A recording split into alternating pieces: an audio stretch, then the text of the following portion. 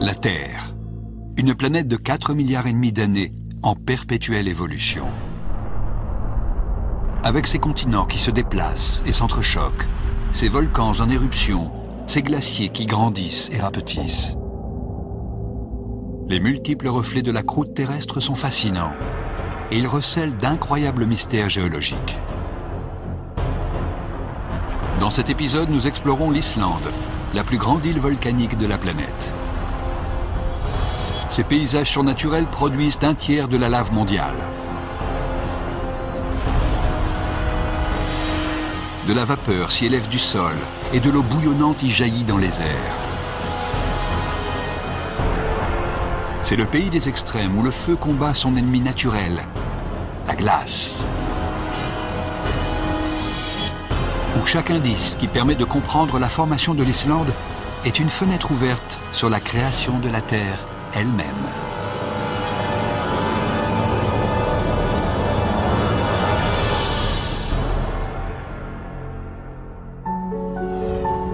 Au milieu de l'océan Atlantique Nord se trouve l'Islande, une île solitaire d'à peine 500 km de large.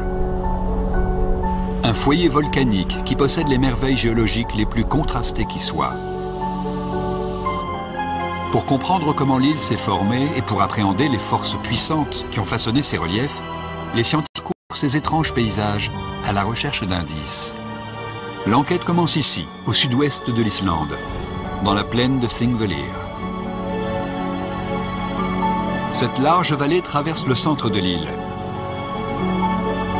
Une fissure la déchire sur toute sa longueur et compose un paysage totalement insolite.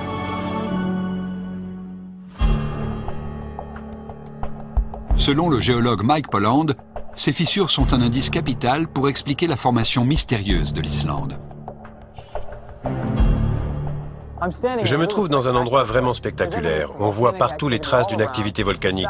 Cette vallée est couverte de lave et la plaine est en train de se déchirer.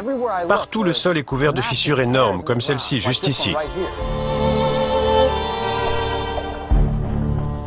Cette fissure s'élargit tous les ans. En fait, c'est la vallée entière qui se déchire à la même vitesse que mettent nos ongles pour pousser. Imaginez les forces qui sont en action pour déchirer la terre de cette façon.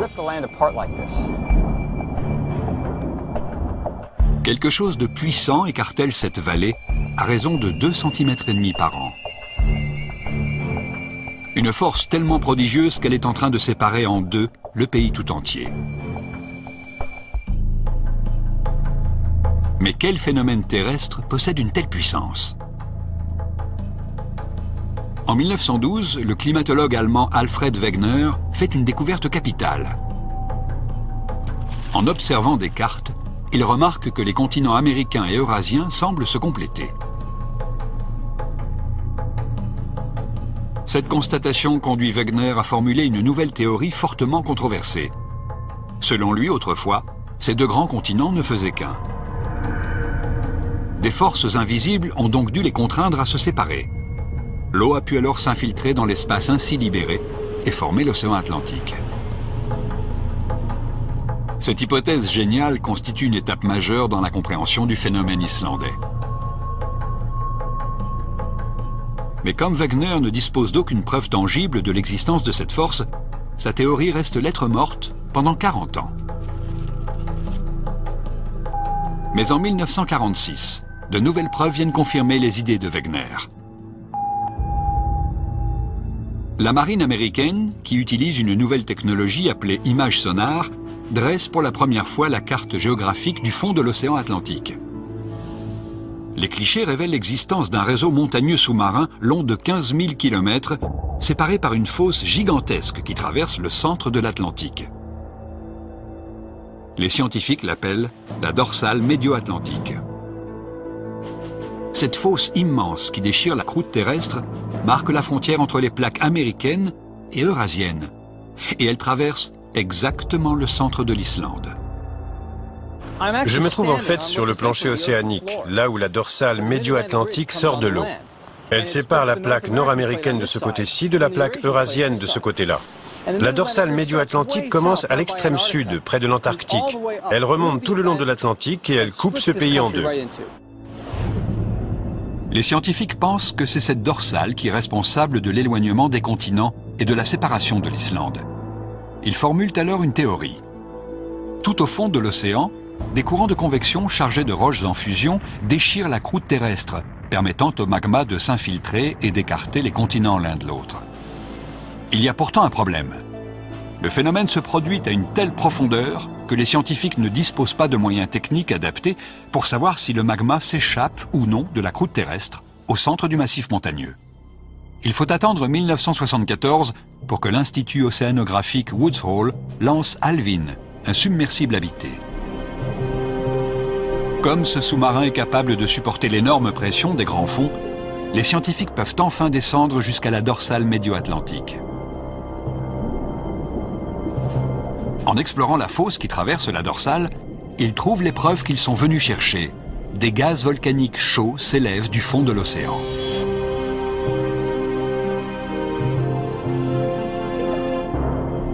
Cette découverte indique que la dorsale médio-atlantique est hautement volcanique. Tel un coin gigantesque inséré dans la croûte terrestre, elle est capable de séparer d'immenses masses continentales. La vallée fissurée de Thingvellir en Islande est le prolongement de la dorsale médio-atlantique. Le même processus qui éloigne l'Amérique de l'Europe se produit ici, sur Terre. Voici enfin la preuve qu'il existe une force suffisamment puissante pour expliquer pourquoi les fissures ne cessent de s'élargir et pourquoi l'Islande est de plus en plus grande. À mesure que la fosse s'élargit, elle ajoute de plus en plus de terre à l'Islande. Du coup, l'île s'allonge d'est en ouest à mesure que les plaques s'éloignent l'une de l'autre. En fait, l'île ne se déchire pas, elle se construit. L'enquête concernant la croissance de l'Islande révèle que les fissures dans la plaine de Thingvellir s'élargissent à la vitesse de 2,5 cm par an. Et les gaz chauds prouvent que les forces d'extension sont d'origine volcanique et qu'elles forment la dorsale médio-atlantique qui coupe l'Islande en deux. Pour les scientifiques, c'est ce qui explique le développement de l'île. Les courants de convection de roches chaudes coupent en deux la dorsale médio-atlantique. Du magma remonte pour combler les fissures. Et à mesure qu'il approche de la surface, il se refroidit, il durcit et forme un nouveau morceau de terre. Comme un tapis roulant en mouvement, le magma ne cesse de repousser les limites de l'Islande. Mais cela n'explique pas tout. Pourquoi l'Islande n'est-elle pas restée au fond de l'océan, comme le reste de la dorsale médio-atlantique? Il y a quelque chose d'étrange concernant l'intense activité volcanique de l'île. Cette portion de la dorsale est différente. Il s'y produit une activité volcanique beaucoup plus importante que dans la partie qui est au large, au milieu de l'océan Atlantique. Il s'agit maintenant de découvrir comment l'Islande a pu s'élever à 2500 mètres au-dessus du plancher océanique et devenir la plus grande île volcanique du monde.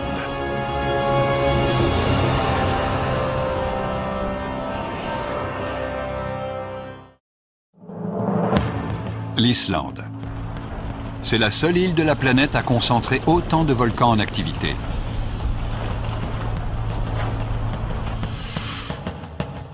Les géologues veulent comprendre ce qui a forcé l'Islande à sortir de l'océan et ce qui entretient la fureur des volcans de cette terre désertique.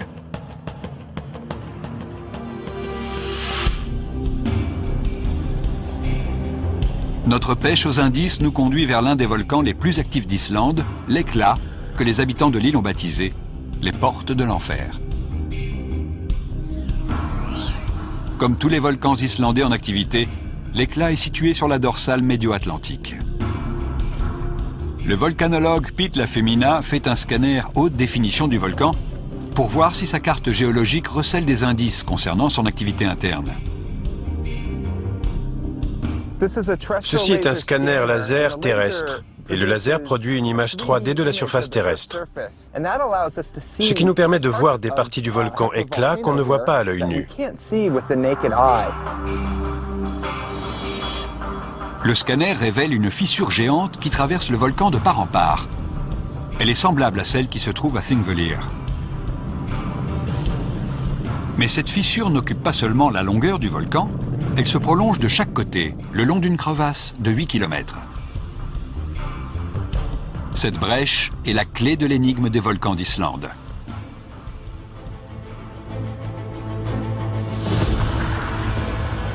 Quand le mont Hekla entre en éruption en l'an 2000, ce n'est pas juste le cône volcanique qui explose, c'est le sol tout entier qui s'ouvre sur les 8 km de la fissure. Une faiblesse créée par l'extension de la dorsale médio-atlantique. En géologie, ce phénomène porte un nom, fissure éruptive. Transpercée par le magma sous pression, la faille laisse échapper toutes les heures 22,5 millions de mètres cubes de roches en fusion qui inondent de lave les terres alentours. Ces fissures éruptives sont tellement énormes qu'elles peuvent changer radicalement le paysage en l'espace de quelques jours, allant même jusqu'à créer des montagnes, comme celle-ci. Vous pouvez voir ici, en direction du nord, l'endroit où la terre s'est ouverte et par où la lave est sortie. Cette fissure commence au nord et s'étire sur 8 km en traversant le volcan Hekla. On voit très bien l'énorme quantité de magma produite ici sur le volcan, surtout si on regarde les coulées de lave qui ont recouvert la terre. Et pour moi, c'est vraiment très intéressant, parce qu'on a une grande quantité de matière éruptive produite en un temps très court. Et l'Hekla est un très bel endroit pour étudier. Mais qu'est-ce qui fabrique ces énormes quantités de lave rejetées au cours des éruptions? Pendant de longues années, la question est restée sans réponse. Jusqu'à ce que des géologues découvrent des pièces à conviction, emprisonnées à l'intérieur des roches. La composition des rochers ici en Islande est très différente de ce qu'on trouve ailleurs. En ramenant cette pierre au labo, on aura une idée précise des conditions dans lesquelles elle s'est formée, soit dans les profondeurs de la terre, soit près de la surface. Cette pierre est un ancien morceau de lave fondu qui a été expulsé par l'un des volcans. Des analyses révèlent un taux exceptionnellement élevé de lanthium et de césium. On ne trouve ces métaux rares que dans le magma issu des grandes profondeurs de la Terre.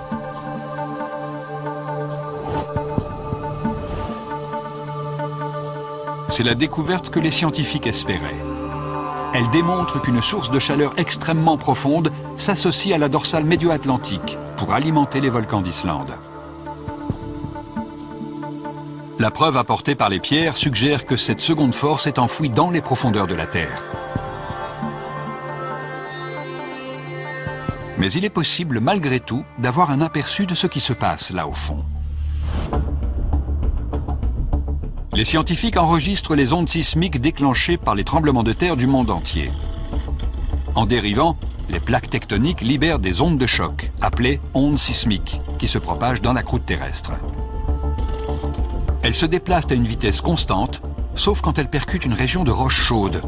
Dans ce cas, elles ralentissent. Quand les ondes sismiques arrivent en Islande, elles se propagent très lentement. Et c'est particulier à l'Islande et à quelques autres régions du monde. Ça nous indique qu'il y a une colonne de roches très chaude, peut-être même du matériel en fusion sous la surface. Ces énormes colonnes ou panaches, appelées points chauds, ne sont pas propres à l'Islande. On en trouve également sous certaines zones volcaniques, comme Hawaï et le parc de Yellowstone aux États-Unis. Les points chauds sont des panaches fixes de matière chaude, comme du magma, qui remontent des profondeurs de la Terre jusqu'à la surface. Les scientifiques peuvent enfin identifier la seconde force qui a provoqué la formation de l'Islande. Le point chaud, qui se situe sous l'Islande, mesure 150 km de large et près de 650 km de profondeur. Il fait lentement remonter vers la surface de la roche en fusion à des températures dépassant 930 degrés. Le magma pousse la croûte terrestre et s'échappe en surface sous forme de lave. Notre enquête a donc permis d'identifier les deux forces colossales qui ont façonné l'Islande. La dorsale médio-atlantique et le point chaud islandais. Il y a des millions d'années, la dorsale médio-atlantique dérive lentement vers l'est en direction du point chaud islandais. Ils finissent par se rencontrer et depuis, ils entretiennent un partenariat meurtrier. Les conséquences? La formation d'un redoutable monstre capable de cracher du magma dans des proportions gigantesques. À mesure que la dorsale médio-atlantique se déchire, les matières qui sont au-dessous sont soumises à une décompression et entrent alors en fusion. La décompression libère simplement la pression d'une masse de roche. C'est comme quand on ouvre une canette de soda ou une bouteille de champagne. La disparition d'une telle pression provoque la fusion de la roche. Le point chaud transporte de la chaleur de l'intérieur de la Terre vers la surface et provoque aussi la fusion. C'est cette conjugaison de la décompression des roches et l'arrivée de chaleur en provenance directe du centre de la Terre qui produit cette énorme quantité de magma. Cette incroyable rencontre de la dorsale médio-atlantique et du point chaud provoque le développement d'une montagne dans l'océan qui, à mesure qu'elle s'élève vers la surface, donne naissance à l'Islande. Selon les scientifiques, l'émergence de l'Islande s'est produite il y a 20 millions d'années, mais ils ne peuvent qu'imaginer ce qui s'est passé.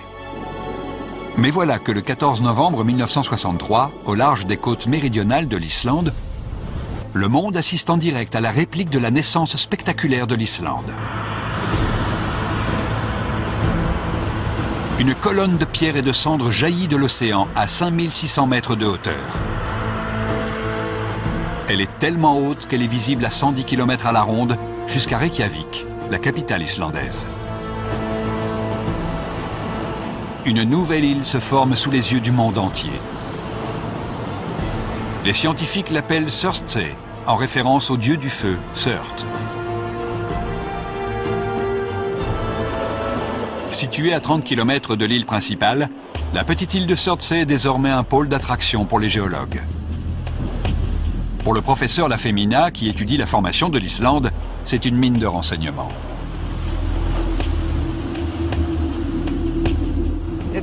C'est génial de voir Surtsey pour la première fois.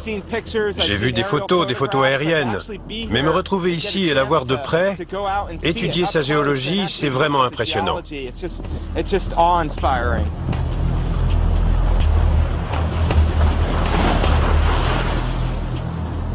Ce genre d'éruption qui a provoqué la formation de Surtsey porte aujourd'hui un nom qui fait référence à Surtsey.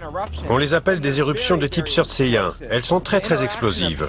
L'interaction du magma ou de la lave avec l'océan provoque ces éruptions hautement explosives qui dégagent d'énormes quantités de vapeur, de cendres et d'eau. Quand les scientifiques posent pour la première fois le pied sur l'île à l'été 1964, ils n'en reviennent pas de se retrouver sur cette île qui n'a que quelques mois et non des milliers d'années. En 9 mois et demi environ, ce cône volcanique s'est constitué. De plus, des coulées de lave sont sorties du cratère. Et là, nous voyons ces belles falaises noires devant nous. À présent, les géologues ont un aperçu de la formation probable de l'Islande. En l'espace de seulement 20 millions d'années, l'Islande, une petite île minuscule, se transforme en une masse de terre de 103 000 km², 3 fois plus grande que la Bretagne. Les forces qui animent les volcans d'Islande sont désormais connues. Les fissures qui sillonnent le volcan éclat se transforment en de gigantesques fissures éruptives. Et des métaux rares présents dans la roche prouvent que ces éruptions sont provoquées par 2 forces séparées, la dorsale médio-atlantique et un point chaud. L'Islande est devenue la plus grande île volcanique du monde. Mais l'activité volcanique n'explique pas à elle seule la formation de l'île. Notre enquête lève aussi le voile sur une autre force tout aussi spectaculaire qui a modelé l'Islande que nous connaissons aujourd'hui. Une force aussi puissante que celle des volcans.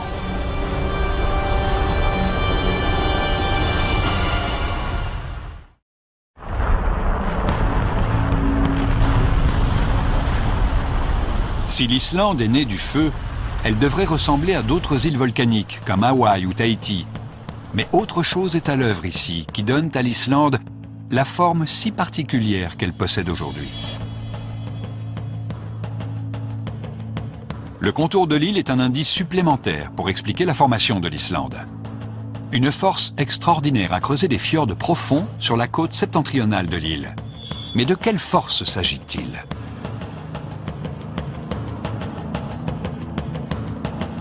Comment a-t-elle pu provoquer un changement si spectaculaire? Il existe un suspect tout désigné présent un peu partout sur l'île. Comme son nom l'indique, l'Islande, le pays de la glace, en a longtemps été recouverte. Aujourd'hui, la glace enveloppe 10% de la surface de l'île, toute l'année. Et au milieu du pays se trouve la plus grande calotte glaciaire d'Europe, avec le puissant Vatnajökull. Ce glacier, qui occupe plus de 7800 km², est tellement vaste qu'il possède son propre climat. D'une épaisseur d'environ 1 km, il écrase le sol comme une gigantesque dalle de pierre. Et ses rebords se répandent en vallées profondes, comme de longues langues de glace.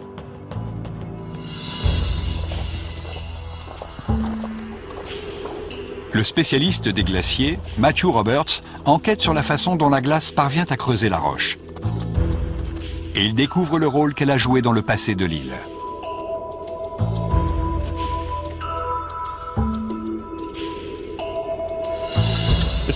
Voici un récepteur GPS, le même que celui utilisé pour les voitures. Il nous sert à mesurer les mouvements du glacier. On va le laisser ici quelques jours et je reviendrai constater la distance qu'il a parcourue. Les données récoltées par Matthew Roberts montrent que le glacier tout entier se déplace à la vitesse stupéfiante de 60 cm par jour. C'est un environnement incroyable, en mouvement perpétuel. La glace tout autour est comme une mer qui aurait gelé sur place. À mesure qu'elle quitte l'espace confiné de la vallée, elle se répand pour occuper une place plus grande.